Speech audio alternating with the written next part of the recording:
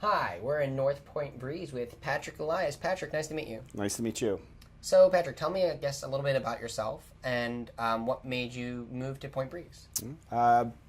Born and raised in Pittsburgh, pretty much city of Pittsburgh resident just about all my life. Living in the south side of the town until about a year ago when I met and was engaged to my future wife, my fiance, who lived here in Point Breeze, and I've since moved here with her. Okay, and she was born and raised in Point Breeze? Or she was born and raised in Ligonier, just east of the city here, and after high school moved closer and closer, and eventually here in the East End, in Point Breeze specifically, the last probably 10 years. Mm-hmm. And Point Breeze has a lot of really wonderful things about it, and a lot of the residents have been talking about that. But tell me, I guess, some of the things that you find really, I guess, what keeps you staying in Point Breeze. Correct. I do like it's still city and urban living, and I certainly want to remain in the city, so that's important. The accessibility in and out of downtown Pittsburgh is important. It's still easy, or there are easy ways in and out of town, and I like that. It's also close to college campuses and city parks, so being in the vicinity of those types of things is important and pleasant to me. Yeah, and it's like a hub of the city, but it's also at the same time it sort of has a suburban feel to it, like kind of. Yeah, I would agree with that. There's a lot of green and a lot of grass and a lot of parks and trees and that type of stuff. So you like parks, right? I mean, correct. Yeah. This is a really nice park.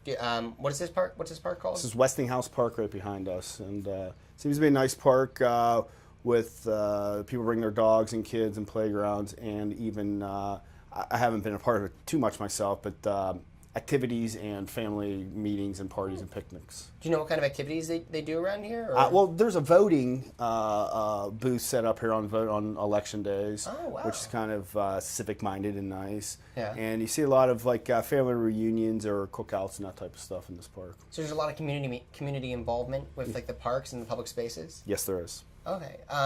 What are the residents like? Are there a lot of families? Are there a lot of... what kind of people? Have you met a lot of your neighbors? I know a lot of my neighbors. There are a good bit of families without having too many small kids for some reason, so there's a lot of older families. Oh, that's nice. And so I guess there's a lot of kids, and there's a school around here, right? Somewhere. I mean, I don't know. Yeah, I think there's Westinghouse maybe, or that's in Homewood. Yeah, I think technically. Homewood would be down there. In Point Breeze proper, there is a great school on the other side of Penn Avenue, which is actually Point Breeze proper. This is North Point Breeze, I suppose. Right. What's the difference between North Point Breeze and Point Breeze? Penn Avenue. Okay. So everything north of Penn Avenue is North Point Breeze? That is correct. Yeah. Okay. So why is there a separation? What is it just zip codes, or do you really see a difference in the people, or? I suppose you see a difference in the real estate. You see a difference in the houses. Okay. I think there's more room and more space. That doesn't mean there's bigger or smaller houses, just more room or space. A little more pricey, to be quite honest. I'm not sure why it's separated by Penn Avenue, but it's a different designation on the other side of Penn Avenue. Different designation, different zip code, different different real estate, I guess. Maybe even, I guess you also mentioned that you like to bike, right? Correct. So, I mean, what makes Point Breeze a good place to bike? Well, Point Breeze isn't actually a great place to bike. There is room for improvement. Yeah. Point Breeze is a great place to bike because it is still city, and there are a number of bike lanes and markings on the roads for bicyclists. You don't see that everywhere in the city.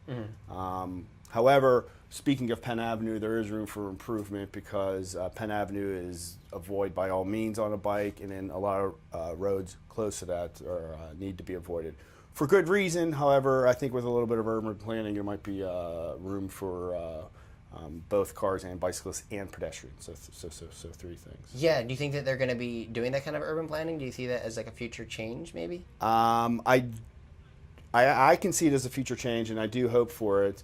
I'm not sure if it's on anybody's agenda or if it's going to happen, to be honest.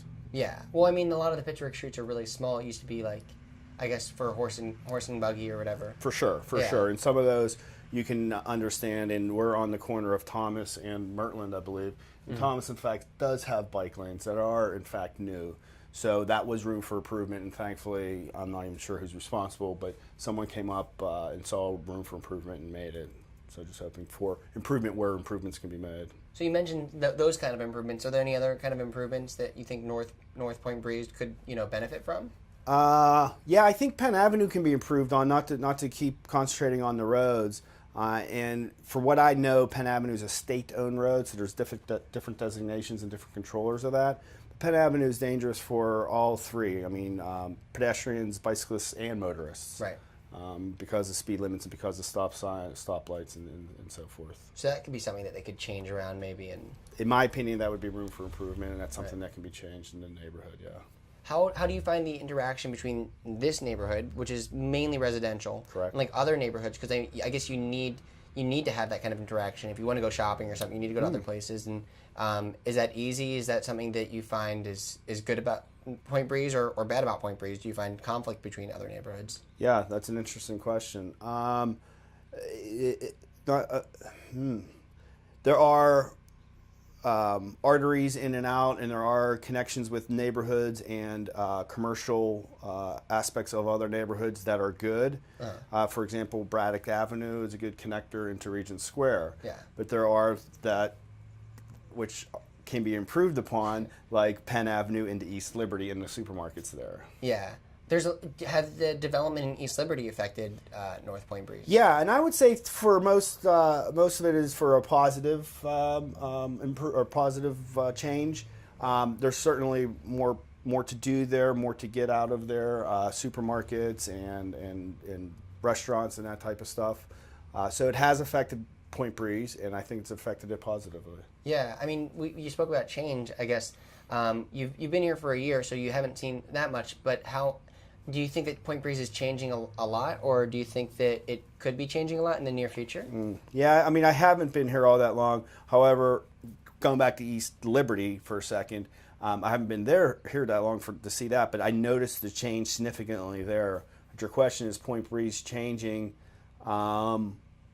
Maybe not so much, to be honest with you. I don't know how much it can change without the introduction of more commercial things. Right. I mean, because you're from South Side, right? Correct. And so that obviously went through a bunch of changes over the time. But I think North Point Breeze has been pretty stable. I mean, it's been what it has been for a while, and that's not necessarily. Do you think the residents overall are happy with that, or do they want change? I would imagine they would be happy with it. I know I am as a resident because, as you mentioned, as we both mentioned, it's mainly a residential area, and there's not much change if it's except for the residents themselves to change. So I wouldn't, for that bigger picture, I wouldn't foresee too much change coming in the way of changing from a residential neighborhood to some other type of neighborhood. Okay. Well, thank you a lot for being on the show. It's been really wonderful talking to you. Well, thank you for having me. Yeah. All right. Well, this has been North Point Breeze.